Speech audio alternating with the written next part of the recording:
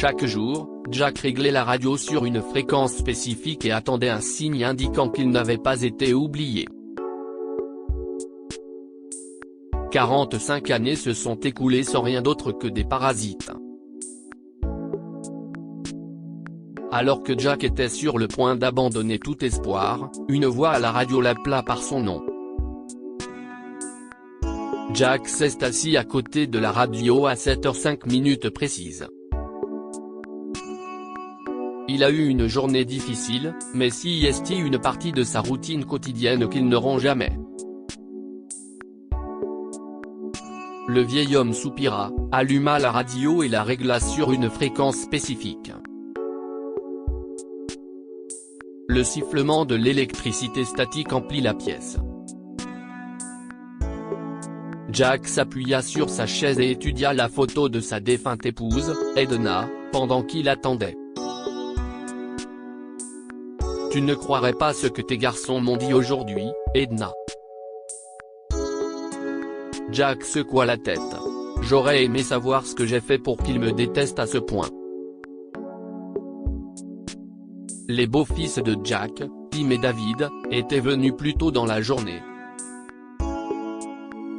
Comme d'habitude, une dispute avait éclaté. Tim et David voulaient que Jack aille dans une maison de retraite parce qu'ils pensaient qu'il était atteint de démence. Oh, il ne l'avait pas dit en ces termes, mais il savait que c'était ce qu'il pensait. « Il pense que tu es le fruit de mon imagination, Jerry. » Jack tendit la main pour augmenter le volume de la radio. « Mais je sais que j'entendrai à nouveau ta voix un jour. Il doit bien y avoir un moyen de faire sortir le vieil homme de cette maison. » Philippe jeta un coup d'œil dans la cuisine, où son père, David, parlait au téléphone avec son oncle Tim. Il savait qu'il parlait de grand-père Jack. Ils en ont beaucoup parlé ces derniers temps, et la plupart des conversations utilisaient des mots que Philippe n'avait pas le droit de dire. En fait, ce n'est pas une mauvaise idée, Tim. Je suis sûr qu'on peut convaincre un psychiatre que le vieux schnock est fou si on lui raconte comment il écoute les parasites de cette vieille radio tous les soirs. David s'esclaffa. Il devrait être facile d'obtenir sa procuration et de l'envoyer dans une maison de retraite avec une surveillance constante. Philippe fronça les sourcils.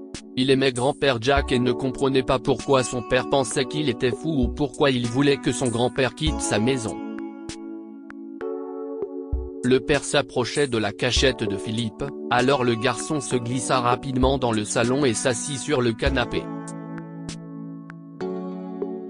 Il alluma la télévision sur un dessin animé, mais fit semblant de le regarder. L'esprit de Philippe bouillonnait, mais il était certain d'une chose, grand-père n'était pas fou. Le lendemain, Philippe rendit visite à grand-père Jack après l'école. Il savait qu'il aurait probablement des ennuis si papa l'apprenait, mais il devait découvrir ce qui se passait avec son grand-père. Lorsque celui-ci le fit entrer, Philippe se dirigea immédiatement vers le vieux poste de radio. « Grand-père, pourquoi gardes-tu ça ?» Philippe pointa la radio du doigt. « Si est-il comme ça que mon meilleur ami, Jerry, et moi sommes toujours restés en contact », répondit son grand-père. Nous avons commencé à utiliser des talkie-walkie réglés sur une fréquence spécifique pour nous parler quand j'avais à peu près ton âge, Philippe. Pendant la guerre, notre fréquence secrète m'a même permis de sauver la vie de Jerry. Que s'est-il passé, grand-père? Jerry était coincé et il m'a contacté à la radio. Le grand-père sourit. Il m'a dit où il était et je suis allé le chercher. Philippe se mordit la lèvre et se rapprocha pour poser la question la plus cruciale, où est Jerry maintenant? grand-père poussa un soupir.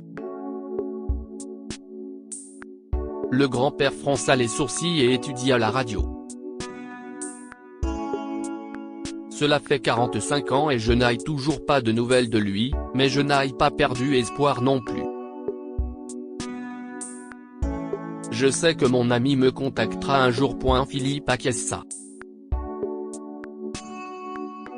Sa mère lui avait appris à se fier à son instinct, et pour l'instant, cet instinct lui disait que le grand-père disait la vérité.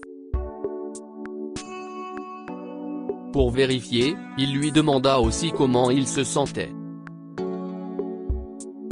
« Je suis en excellente santé, mon garçon. » Son grand-père lui sourit. « Et maintenant que j'ai passé du temps avec mon petit-fils préféré, je vais être d'excellente humeur pour le reste de la semaine. Je suis ton seul petit-fils, papy Jack. » Philippe s'esclaffa.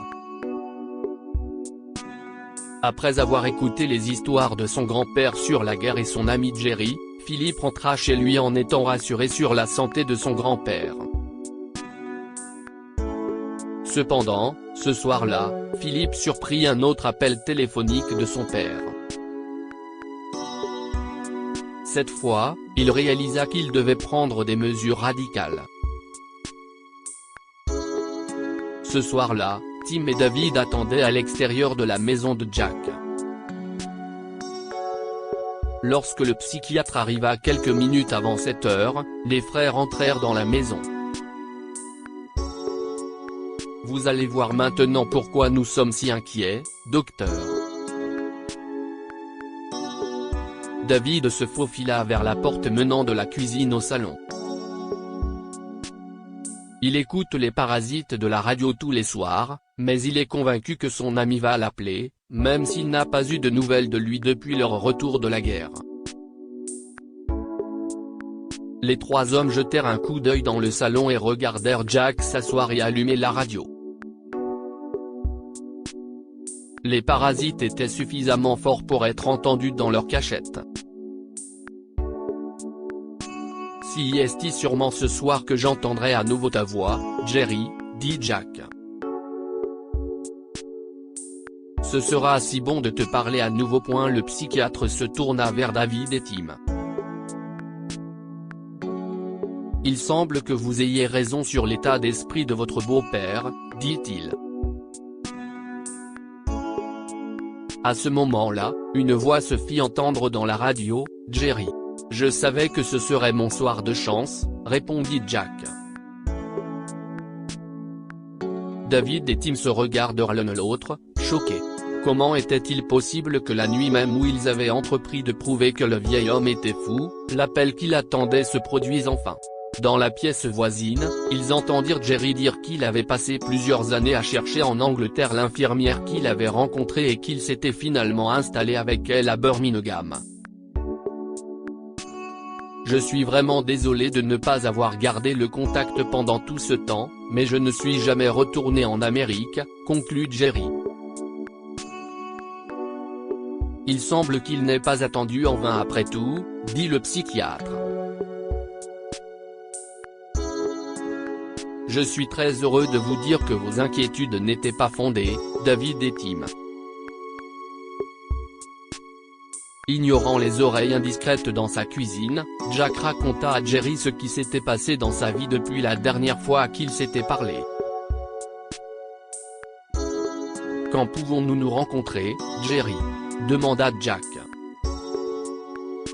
« J'aimerais beaucoup te revoir et rattraper le temps perdu. » « Désolé, Jack, mais je ne peux pas te rencontrer. Je dois aussi partir maintenant, mais je veux que tu saches que je ne t'ai jamais oublié, mon vieil ami. » Jack fronça les sourcils devant la radio. Jack devait être proche de lui pour le contacter, alors pourquoi son ami refusait-il de le rencontrer? Jack commença à s'inquiéter que quelque chose soit arrivé à Jerry et que son ami le lui cachait. « Je vais continuer à demander jusqu'à ce qu'il accepte de me rencontrer, » marmonna Jack en se levant pour préparer le café. « s'il cache quelque chose, il finira par me le dire. Jack entra dans la cuisine et remarqua que la porte de derrière était ouverte. Il haussa les épaules, supposant qu'il avait oublié de la fermer à clé plus tôt, et mit la bouilloire à bouillir. Quelques jours plus tard, Jack était encore plus inquiet au sujet de Jerry. Son ami ne l'avait pas recontacté. Lorsque David lui a demandé de garder Philippe un après-midi alors qu'il travaillait tard, Jack s'est dit que c'était peut-être l'occasion idéale de se distraire. Jack décida de faire une surprise à Philippe en lui offrant un jeu de société. En entrant dans la chambre du garçon, Jack a eu sa propre surprise. Une radio était posée sur le bureau de Philippe. À côté, il y avait un carnet de notes. Curieux, Jack jeta un coup d'œil au carnet pour voir quelle fréquence son petit-fils surveillait. Le carnet était rempli de détails sur Jerry. Philippe avait noté tout ce que Jack lui avait dit sur la ville où Jerry et lui avaient grandi, sur les lieux où ils avaient servi, sur les noms des personnes qu'ils connaissaient tous les deux, et même sur le nom d'un bar qu'il avait fréquenté pendant leur entraînement. Jack se tourna vers Philippe, qui se tenait dans l'embrasure de la porte. « Qu'est-ce que si est-ce que tout ça ?» demanda Jack. « C'était moi à la radio », dit Philippe. J'ai utilisé une application pour changer de voix et me faire passer pour Jerry afin que mon père et mon oncle Tim voient que tu n'es pas fou. Jack et Philippe se sont assis sur le lit de Philippe pendant que le garçon racontait à Jack qu'il avait entendu David parler à Tim et au psychiatre. Jack poussa un soupir et se prit la tête dans les mains. Il ne pouvait pas croire à quel point ses beaux-fils s'étaient mal comportés. « Merci de me croire, Philippe. » Jack passa son bras autour du garçon. « Je ne sais pas pourquoi ton père et ton oncle agissent de la sorte, mais je pense qu'ils ne m'embêteront plus après ce que tu as fait. Je vais t'aider à trouver le vrai Jerry. » Philippe leva les yeux vers Jack. « Je vais faire des recherches sur Internet et sur les réseaux sociaux. Quelque part, il doit bien y avoir un indice sur l'endroit où il se trouve. » Le garçon se leva et se dirigea vers son bureau, où se trouvait la tablette qu'il utilisait pour l'école et les jeux, mais Jack l'arrêta. « Je comprends Phil, mais tu n'as pas à t'inquiéter. » Jack sourit. « Un jour, Jerry parlera à la radio et je l'entendrai. Jusqu'à ce que ce jour arrive, je vais juste attendre. » Quelques semaines plus tard, Jack alla s'asseoir 5 minutes avant 7 heures et alluma la radio. Après tout ce qui s'était passé récemment, il en était venu à penser que sa quête était peut-être vaine. Peut-être que Jerry m'a oublié. Jack se pencha pour éteindre la radio. « Jack, est-ce que tu me reçois ?» Jack fronça les sourcils. Il appuya sur le bouton pour parler à la radio. « Ce n'est pas une blague, Jack. Sors dans 2 minutes. » « Je t'attends. » Jack regarda la radio avec incrédulité. Philippe ne lui aurait pas joué un tour aussi méchant, et la seule autre personne qui aurait pu le contacter sur cette fréquence était Jerry. Le cœur plein d'espoir, Jack se précipita dehors. Jack ne croyait pas ses yeux. L'homme qui se trouvait sur sa pelouse était vieux et marchait avec une canne, mais son sourire malicieux et ses yeux intelligents ne trompaient pas. Où diable étais-tu passé? Jack se précipita à la rencontre de Jerry. « J'ai attendu toutes ces années pour entendre à nouveau ta voix. Je suis vraiment désolé, mon ami. » Jerry serra Jack dans ses bras.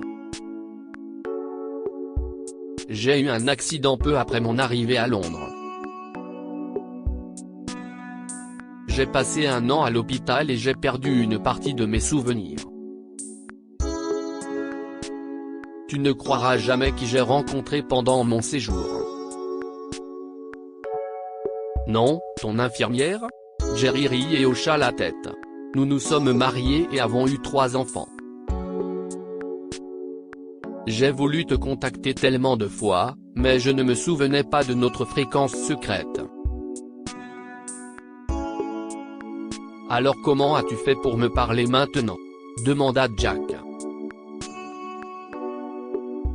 Je lui ai dit la fréquence. Philippe sortit de l'ombre sous un grand arbre. Je sais que tu as dit que tu attendrais près de la radio, grand-père, mais je voulais tellement t'aider à trouver Jerry que je l'aille chercher même si tu m'avais demandé de ne pas le faire. J'ai fini par le trouver à la radio. Depuis que j'ai pris ma retraite, j'ai passé 1 heure chaque jour à essayer différentes fréquences dans l'espoir de te trouver sur l'une d'entre elles, dit Jerry. Au lieu de cela, j'ai eu Philippe. Jack s'éloigna de Jerry pour serrer son petit-fils dans ses bras. Merci beaucoup pour cela, Phil. Tu as rendu un vieil homme très heureux aujourd'hui. Les 2 amis rentrèrent à l'intérieur. Ils passèrent toute la soirée à discuter de ce qu'ils avaient vécu pendant les nombreuses années où ils avaient été séparés. Ils n'ont pas eu le temps de tout discuter ce soir-là, mais ils se sont retrouvés tous les jours par la suite. Bientôt, Jack et Jerry eurent l'impression de n'avoir jamais été séparés. Leur amitié était aussi forte que le jour où Jerry était parti. Jack décida de modifier son testament pour que Philippe hérite de tout ce qu'il possédait. Que pouvons-nous apprendre de cette histoire? Ne perdez jamais espoir. Jack croyait qu'il entendrait à nouveau parler de son ami un jour, même si de nombreuses années s'étaient écoulées. Grâce à la persévérance de Philippe, Jack a retrouvé Jerry. Faites toujours ce qu'il faut. Philippe a été confronté à une décision difficile lorsqu'il a entendu la conversation téléphonique de son père au sujet de Jack. La sage décision de Philippe de mener sa propre enquête a sauvé Jack de ses beaux-fils et l'a aidé à retrouver Jerry. Partagez cette histoire avec vos amis. Elle pourrait égayer leur journée et les inspirer. Si vous avez aimé cette histoire, vous aimerez peut-être celle d'un couple se retrouve, 45 ans après avoir perdu contact quand ils étaient enfants, et se marient. Cliquez ici pour lire l'histoire complète. Abonnez-vous à Mon Mama sur Google News.